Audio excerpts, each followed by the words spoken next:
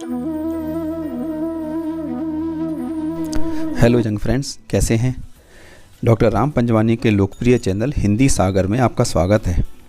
आज हम चर्चा करेंगे पहलवान की ढोलक कहानी की, जिसे आंचलिक साहित्यकार फणीश्वर नाथ रेणु ने लिखा है। हिंदी साहित्य में फणीश्वर नाथ रेणु आंचलिक साहित्यकार के रूप में प्रसिद्ध हैं। आज़ादी के बाद जब सारा विकास शहरों में केंद्रित होता जा रहा था, तो ऐसे में फणीश्वर नाथ रेणु ने एक अंचल विशेष की समस्याओं को अपने साहित्य में स्थान दिया और उस साहित्य की लोक संस्कृति, लोक भाषा, लोकगीत तथा लोक नायक को एक नायक की तरह प्रस्तुत किया और एक अंचल विशेष को अपने साहित्य में सजीव कर दिया। रेणु जी की भाषा भी उस अंचल विशेष से प्रभावित रही है। उन्होंने आम बोलचाल की भाषा को तो अपनाया है, किंतु मिश्रित शब्दावली का प्रयोग किया है। उनकी कहानियों में विशेषणों का सुंदर प्रयोग मिलता है। ऐसा लगता है मानो हर एक पात्र वास्तविक जीवन ही जी रहा है। पात्रों व परिवेश का इतना सजीव और सच्चा चित्रण अत्यंत दुर्लभ है, किसी और लेखक की कहानियों में नहीं मिलता है। लेखक उन गिने चुने कथाकारों में से एक हैं जिन्होंने गद्य में भी संगीत पैदा कर दिया है। तो लीजिए, अब प्रस्तुत है कहानी पहलवान की ढोलक का सार। सर्दी का मौसम है। गांव में मलेरिया व हैजे का प्रकोप फैला हुआ है। अमावस्या की ठंडी रात में निस्तब्धता है। कहीं से कोई आवाज़ नहीं है। आकाश में तारे ही प्रकाश का स्रोत हैं। सियारों व उल्लुओं की डरावनी आवाज़ से वातावरण की निस्तब्धता, मौन कभी कभी भंग हो जाता है। कभी किसी झोपड़ी से कराहने व कै करने की आवाज़ तथा कभी कभी बच्चों के रोने की आवाज़ आती है। कुत्ते जाड़े के कारण राख के ढेर पर पड़े रहते हैं ताकि उन्हें गर्मी मिलती रहे, उन्हें सर्दी न लगे। रात्रि को सब मिलकर सोते थे। इस सारे माहौल में पहलवान की ढोलक थी, जो संध्या से प्रातःकाल तक लगातार एक ही गति से बजती रहती थी। यह आवाज़ मृत गांव में, मरे हुए गांव में संजीवनी शक्ति भरती थी। गांव में लुट्टन पहलवान प्रसिद्ध हैं, लेकिन यह लुट्टन पहलवान कैसे बने? 9 वर्ष की आयु में ही वह अनाथ हो गए थे। उनके माता पिता की मृत्यु हो गई थी। उनकी शादी हो चुकी थी और उसकी विधवा सास ने उसे पाला था। वह अपनी सास के पास रहकर अपना जीवन गुजारा करते थे। वह गाय चराता था, ताज़ा दूध पीता तथा कसरत करता था। गांव के लोग उसकी विधवा सास को तंग किया करते थे। लुट्टन उनसे बदला लेने की चाहत रखता था। कसरत करके वह उन सबसे बदला लेना चाहता था, इसलिए उसे कसरत करने का, पहलवानी का शौक़ लग गया और किशोरावस्था में ही वह पहलवान बन गया। एक बार लुट्टन श्यामनगर के मेले में दंगल देखने गया। पहलवानों की कुश्ती व दांव पेच देखकर उसने शेर के बच्चे को चुनौती दे डाली। शेर के बच्चे का असली नाम था चांद सिंह। वह पहलवान बादल सिंह का शिष्य था। मात्र 3 दिन में ही उसने पंजाबी व पठान पहलवानों को हरा दिया था। वह अपनी श्रेष्ठता सिद्ध करने के लिए और अपना नाम सिद्ध करने के लिए बीच बीच में दहाड़ता फिरता था। श्यामनगर के राजा वृद्ध हो गए थे, किंतु उन्हें दंगल व शिकार बहुत प्रिय था। वृद्ध राजा शेर के बच्चे को अर्थात चांद सिंह को अपने दरबार में रखने पर विचार कर रहे थे। ऐसे में लुट्टन ने उसे चुनौती दे दी। शेर के बच्चे से कुश्ती लड़ना चाहिए। दर्शक उसे पागल समझ रहे थे, क्योंकि देखने में वह पहलवान जैसा नहीं लग रहा था और उसने कभी कुश्ती भी नहीं लड़ी थी। लेकिन जैसे ही वह अखाड़े में उतरा, चांद सिंह पहलवान उस पर बाज की तरह टूट पड़ा। परंतु वहारे लुट्टन, उसने सफाई से आक्रमण को संभाला और दांव से निकलकर खड़ा हो गया। लुट्टन ने जिस तरह से शेर के बच्चे के दांव को बचाया था, शेर के बच्चे को उसकी ताकत का एहसास हो गया। राजा ने लुट्टन को बुलाया और लुट्टन को समझाया, कुश्ती से हटने के लिए कहा, लेकिन लुट्टन लड़ने की इजाज़त मांगता रहा। मैनेजर से लेकर सिपाहियों ने उसे समझाया, परंतु लुट्टन ने कहा इजाज़त नहीं मिली तो वह पत्थर पर माथा पटक कर मर जाएगा। भीड़ अधीर हो रही थी। पंजाबी पहलवान लुट्टन पर गालियों की बौछार कर रहे थे। वे नहीं चाहते थे कि यह कुश्ती हो। दर्शक उसे लड़ने की अनुमति देना चाहते थे। उन्हें दंगल देखने में, कुश्ती देखने में मज़ा आ रहा था। वे चाहते थे कि एक नई कुश्ती हो। विवश होकर राजा साहब ने इजाज़त दे दी। बाजे बजने लगे। लुट्टन के सामने ढोल वाला था, वह ढोल भी बजाने लगा। चांद ने उसे कसकर दबा लिया। वह उसे चित्त करने की कोशिश में लगा हुआ था। लुट्टन के समर्थन में सिर्फ ढोलक की आवाज़ थी, जबकि चांद सिंह के पक्ष में राजमत व बहुमत अर्थात सब लोग चांद सिंह के समर्थन में थे। लुट्टन दबा हुआ था। शेर के बच्चे ने उसे दबा दिया था। लुट्टन की आंखें बाहर निकल रही थी। तभी लुट्टन को ढोल की पतली आवाज़ सुनाई दी, धाक देना तिरकट देना, धाक देना तिरकट देना। इसका अर्थ था दांव काटो, बाहर हो जा।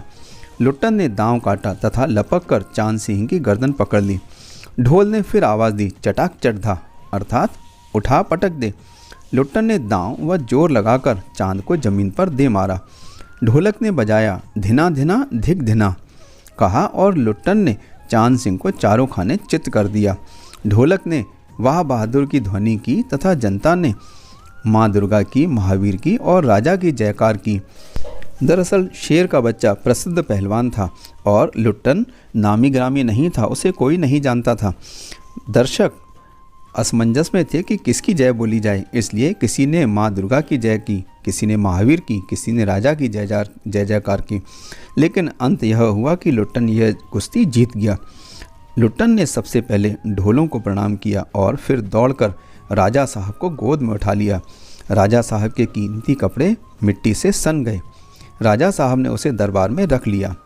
पंजाबी पहलवानों की जमायत चांद सिंह की आंखें पोंछ रही थी।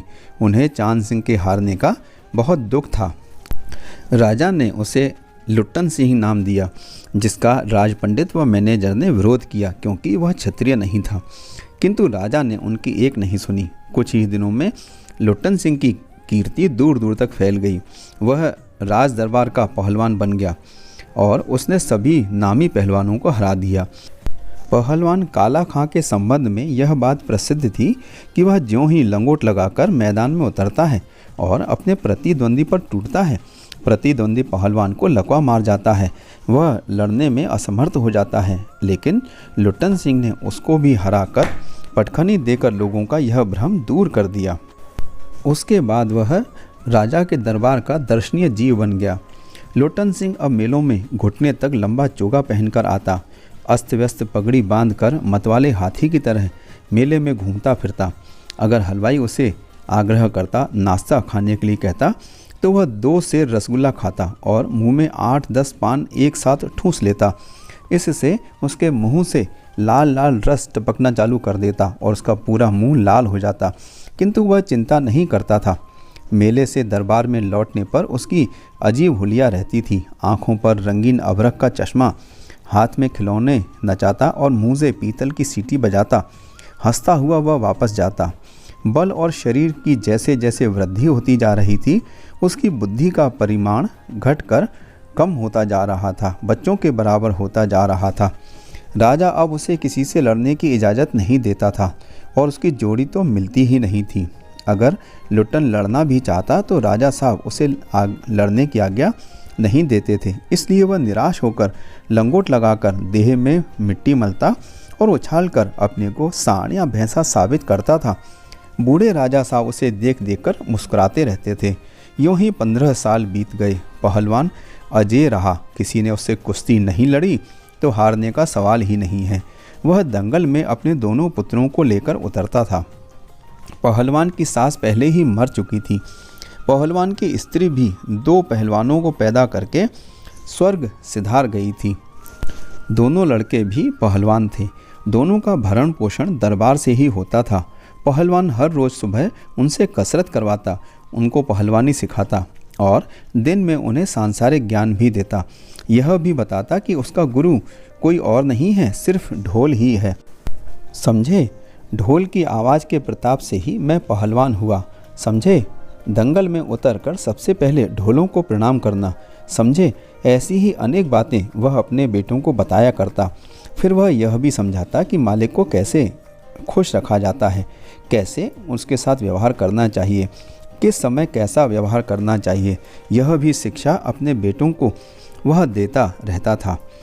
अचानक राजा साहब स्वर्ग सिधार गए। नया राजकुमार विलायत से आया और आते ही उसने राजकाज अपने हाथ में ले लिया। राजकाज में जो सुस्ती आ गई थी उसे उसने दूर करना प्रारंभ कर दिया। जब उन्हें पहलवानों के बारे में पता चला तो उसे लगा कि पहलवानों पर जो खर्चा हो रहा है वह सब व्यर्थ का है। इसलिए उसने तीनों पहलवानों की छुट्टी कर दी। लुट्टन पहलवान ढोलक को कंधे पर लटकाकर अपने दोनों पुत्रों को लेकर अपने गांव लौट आया। गांव वालों ने उसकी झोपड़ी बना दी तथा वह गांव के नौजवानों व चरवाहों को कुश्ती सिखाने लगा। खाने पीने का खर्च गांव वालों की तरफ से बांध दिया गया। अब लुट्टन गांव के पहलवानों को पहलवानी सिखाने लगा। उन्हें कुश्ती करना सिखाता था, कुश्ती लड़ना सिखाता था, किंतु गांव वाले गरीब थे। धीरे धीरे किसानों व मजदूरों के बच्चों ने उसके स्कूल में आना बंद कर दिया। अब वह अपने लड़कों को ही ढोल बजाकर कुश्ती सिखाता था। लड़के दिन भर मजदूरी करते, मजदूरी करके कमाकर जो भी कुछ घर लाते उससे उनके घर का खर्चा चल रहा था। अचानक ही गांव पर संकट आ गया। सूखे के कारण पहले अन्न की कमी हो गई, खाने के लाले पड़ गए। फिर मलेरिया व हैजा गांव में फैल गया। घर के घर खाली हो गए। प्रतिदिन 2-3 लाशें उठने लगीं। लोग एक दूसरे को ढांढस देते तथा शाम होते ही घरों में घुस जाते। लोग चुप रहने लगे, एक दूसरे से कट कर रहने लगे। ऐसे समय में पहलवान की केवल ढोलक बजती रहती, जो गांव के अधमरे, अधमृत, औषधि उपचार व पथ्य विहीन प्राणियों में संजीवनी शक्ति भरती थी, उन्हें जीने की एक नई आशा देती थी। एक दिन पहलवान के दोनों बेटे भी चल बसे। पहलवान सारी रात ढोल बजाता रहा। दोनों पेट के बल पड़े हुए थे। उसने लंबी सांस लेकर कहा, दोनों बहादुर गिर पड़े। उस दिन उसने राजा श्यामानंद की दी हुई रेशमी जांघिया पहनी और सारे शरीर पर मिट्टी मल कर थोड़ी कसरत की। फिर दोनों पुत्रों को कंधों पर लाद कर नदी में बहा आया। इस घटना के बाद गांव वालों की हिम्मत टूट गई, किंतु रात को फिर पहलवान की ढोलक सुनाई दी। प्रतिदिन की भांति रात भर ढोलक बजती रही। लोगों की इससे हिम्मत दुगनी बढ़ गई। गांव में रह रहे लोगों ने एक दूसरे से कहा, दोनों पहलवान बेटे मर गए, पर पहलवान की हिम्मत तो देखो, 1.5 हाथ का कलेजा है, कितने बड़े दिल वाला है। 4-5 दिनों के बाद एक रात को ढोलक की आवाज़ सुनाई नहीं दी। ढोलक नहीं बोली। पहलवान के कुछ दिलेर किंतु बीमार शिष्यों ने प्रातः जाकर देखा तो पहलवान की लाश चित पड़ी है। देखने वाले की आंखों में आंसू आ गए। एक शिष्य ने आंख पोंछते हुए कहा, गुरुजी कहा करते थे कि जब मैं मर जाऊं तो चिता पर मुझे चित नहीं, पेट के बल सुलाना। मैं जिंदगी में कभी चित नहीं हुआ हूँ, कभी किसी से हारा नहीं हूँ। और चिता सुलगाने के समय ढोलक बजा देना। वह आगे बोल नहीं सका, उसका गला रुंध गया। सारे गांव में उत्साह का संचार करने वाला पहलवान लुट्टन सिंह भी चल बसा। तो यह थी फणीश्वर नाथ रेणु द्वारा लिखी हुई प्रसिद्ध कहानी पहलवान की ढोलक। वास्तव में यह कहानी व्यवस्था के बदलने के साथ लोक कला और उसके कलाकार के अप्रासंगिक हो जाने की कथा कहती है। राजा साहब की जगह नए राजकुमार का आ जाना सिर्फ व्यक्तिगत सत्ता परिवर्तन नहीं था, बल्कि जमीनी पुरानी व्यवस्था के पूरी तरह उलट जाने और उस पर सभ्यता के नाम पर एकदम नई व्यवस्था के आरोपित हो जाने का प्रतीक है। यह भारत पर इंडिया के छा जाने की समस्या है। जो लुट्टन जैसे पहलवान को, जो लोक कलाकार के आसन पर बैठा हुआ है, उसे आसन से उठाकर पेट भरने के लिए हाय तौबा करने वाली निर्हीता में पटक देता है।